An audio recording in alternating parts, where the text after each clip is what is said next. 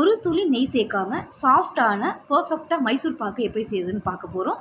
ரொம்ப செலவு குறைவில் 3 பொருளை வச்சு மைசூர் பாக்கு ஈஸியாக செஞ்சிடலாம்.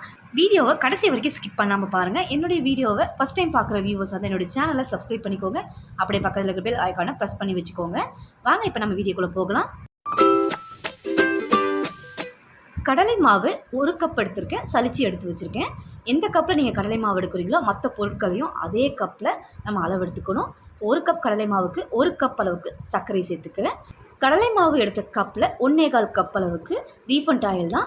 வாசனை இல்லாத எந்த எண்ணெயாக இருந்தாலும் பரவாயில்ல, நல்லெண்ணெய், தேங்காய் எண்ணெய் தவிர மற்ற எண்ணெயை எடுத்துக்கலாம். நெக்ஸ்ட் கடாய் ஒன்று ஹீட் பண்ணி 1.25 கப் அளவுக்கு எண்ணெய் இதில் சேர்த்துக்கலாம். எண்ணெய் நல்லா ஹை ஹீட்டில் வச்சு சூடு பண்ணிக்கோங்க. நல்லா கொதிக்கிற ஸ்டேஜில் இருக்கணும் இந்த எண்ணெய். பக்கத்து அடுப்புக்கு இந்த கடாயை மாற்றிட்டு சிம்மில் வச்சு சூடேற்றிக்கிட்டே இருங்க அந்த எண்ணெயை.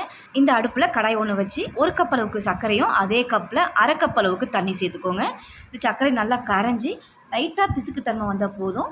10 நிமிஷத்துக்கு இது நல்லா கொதிக்க விட்டுக்கலாம். 10 நிமிஷம் கொதிச்சாலே லைட்டாக பிசுக்கு தன்மை வந்துடும். நம்ம கம்பி பதம் எதுவும் தேவையில்லை. கையில் நல்லா ஒட்டி வருது, இந்த அளவுக்கு இருக்கணும். பக்கத்தில் கடாயில் எண்ணெய் சிம்மில் வச்சு சூடேற்றிக்கிட்டே இருக்கேன். 1 கப் கடலை மாவை 3 பாகமாக பிரித்து சேர்த்து இதை நல்லா மிக்ஸ் பண்ணி விட்டுக்கலாம். மொத்தமாக சேர்த்தோன்னா ரொம்ப கட்டி விழுந்துடும். கொஞ்சம் கொஞ்சமாக சேர்த்து நல்லா மிக்ஸ் பண்ணி விட்டோம்னா கட்டி அந்தளவுக்கு இருக்காது. நான் மிக்ஸ் பண்ணவும் ஈஸியாக இருக்கும். ஃபஸ்ட் டைம் சேர்த்த மாவு தான் ரொம்ப கட்டித்தன்மையாக இருக்கும். நீங்கள் செகண்ட் தேர்டில் சேர்க்க போகும்போது அந்தளவுக்கு கட்டி விழாது. திரும்பவும் இப்போ மாவு சேர்த்துருக்கோம், திரும்பவும் நல்லா மிக்ஸ் பண்ணி விடலாம். கட்டி விழாமல் நல்லா மிக்ஸ் பண்ணி எடுத்துக்கிட்டோம். மீதமுள்ள மாவையும் சேர்த்து நல்லா மிக்ஸ் பண்ணிக்கலாம். கிட்டத்தட்ட 10 நிமிஷத்துக்கு 3 தரமாக பிரித்து இதை நல்லா மிக்ஸ் பண்ணி விட்டுருக்கோம். கடலை மாவு ராஸ்மெல்லாம் இருக்கும் அப்படின்னு நீங்கள் நினைக்கலாம். நம்ம 3 தரமாக பிரித்து 10 நிமிஷமாக மிக்ஸ் பண்ணி விட்டுருக்கோம். ராஸ்மெல் இருக்கவே இருக்காது. இப்போ அது இல்லாமல் அடுத்து நம்ம எண்ணெயை சேர்க்கறதுனால அந்த எண்ணெய் சூடாக சேர்க்கும்போது மாவு சுத்தமாக பச்சை வாசனை இருக்கவே இருக்காது. நல்லா சூடான எண்ணெயை ஒவ்வொரு கரண்டையாக எடுத்து சேர்த்து இதை மிக்ஸ் பண்ணி விடுவோம். எப்படி சூடாக சேர்க்கும்போது அந்த மாவு நல்லா வெந்து சாஃப்ட்னஸ் கொடுக்கும். எண்ணெய் சேர்க்கும்போது அடுப்பு தீயை குறைச்சிடுங்க. குறைச்சிட்டு நல்லா மிக்ஸ் பண்ணி விடுங்க. கடலை மாவோட இந்த எண்ணெய் சேர்ந்து மிக்ஸ் பண்ணும்போது அந்த கடலை மாவு அந்த எண்ணெயை நல்லா இழுத்துரும்.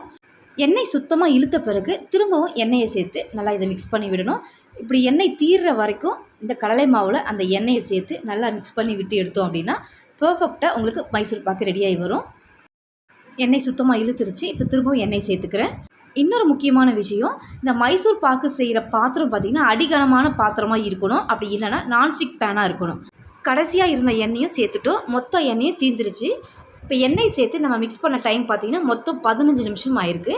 முதல்ல கடலை மாவு சேர்த்து ஒரு 10 நிமிஷம், எண்ணெயை சேர்த்து ஒரு 15 நிமிஷம், மொத்தம் 25 நிமிஷம் தான். வேறு பதம் எதுவும் தேவையில்லை. 25 நிமிஷம் ஆனோன்னே இதை ஸ்டவ் ஆஃப் பண்ணிவிட்டு வேறு ஒரு பாத்திரத்துக்கு மாற்றி நம்ம இதை ஆற விட்டுற வேண்டியதான். ட்ரே அப்படி இல்லைனா தட்டு எதுக்கு வேணாலும் நீங்கள் இதை மாற்றிக்கலாம். நீங்கள் மாற்றுற பாத்திரத்தில் எண்ணெயை அப்ளை பண்ணிக்கோங்க ஃபுல்லாக. ரொம்ப அழுத்தி ப்ரெஸ் பண்ணாதீங்க. எல்லாத்தையும் சேர்த்துட்டு சமம் பண்ணி மட்டும் விடுங்க. ஏன்னா கட் பண்ணுறதுக்கு சமமாக இருந்தால் தான் கட் பண்ண முடியும். இல்லை சமம் பண்ணி விட்டு ஒரு 10 நிமிஷம் இதை ஆறின பிறகு முதல்ல கட் பண்ணி விட்டுருவோம். ரொம்ப இறுக்கிடுச்சுல கட் பண்ண முடியாதுங்கிறதுனால ஒரு 10 நிமிஷத்தில் இது நல்லா கட் பண்ணிக்கலாம். 10 நிமிஷம் ஆயிருக்கு. இப்போ நம்ம லைட்டாக அதை கீரல் மாதிரி போட்டுக்கலாம். நல்லா ஆறின பிறகு நல்லா கட் பண்ணி எடுத்துக்கலாம். இதில் கலர் எதுவுமே நம்ம சேர்க்கல. நேச்சுரல் அந்த கடலை மாவோட கலரோடு நமக்கு கிடச்சிருக்கு. பர்ஃபெக்டாக சாஃப்டாக ரெடியாக வந்திருக்கு. நீங்கள் இந்த மாதிரி ட்ரை பண்ணுங்கள். ரொம்பவே ஈஸியாக இருக்கும். ரொம்ப செலவும் ஆகாது. இப்போ எல்லாத்தையும் நம்ம கட் பண்ணி எடுத்துட்டோம். இப்போ கிட்டத்தட்ட ஒரு 1/2 அன் ஹவருக்கு இதை அப்படியே விட்டுறலாம். 1/2 அன் ஹவர் ஆயிருக்கு. இப்போ இது ஒரு பிளேட்டில் மாற்றிடலாம். பாத்திரத்தில் ரொம்ப ஒட்டாது. நம்ம எண்ணெய் அப்ளை பண்ணியிருக்கிறதுனால ஈஸியாக வந்துடும். அப்படி வரலனாலும் நீங்கள் லைட்டாக இந்த மாதிரி தட்டி விடுங்க. இப்போ நம்ம திருப்பி விட்டு கட் பண்ணி வச்சுருந்த அந்த ஷேப்பை அப்படியே கட் பண்ணி எடுத்துடலாம். குறைவான செலவில் சாஃப்டான மைசூர் பாக்கு. நீங்களும் இந்த மாதிரி ட்ரை பண்ணி பாருங்கள். ட்ரை பண்ணி பார்த்துட்டு எப்படி இருக்குன்னு எனக்கு கமெண்ட் பண்ணுங்கள். இந்த வீடியோ உங்களுக்கு பிடிச்சிருக்குன்னு நினைக்கிறேன். இந்த வீடியோ பிடிச்சிருந்ததுன்னா என்னோடய சேனலை சப்ஸ்கிரைப் பண்ணுங்கள். ரொம்ப பிடிச்சிருந்ததுன்னா லைக் ஷேர் பண்ணுங்கள். தேங்க்ஸ் ஃபார் வாட்சிங்.